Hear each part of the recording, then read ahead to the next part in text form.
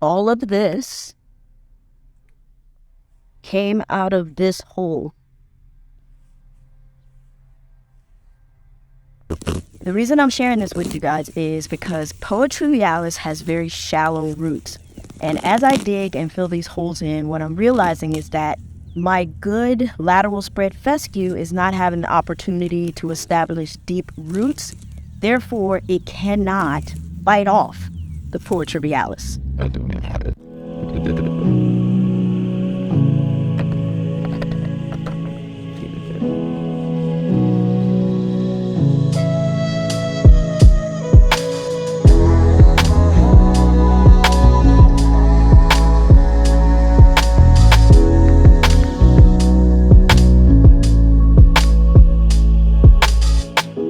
So if you are having a similar issue like this, I suggest getting out there and digging to see what's under that soil, because that might be your problem.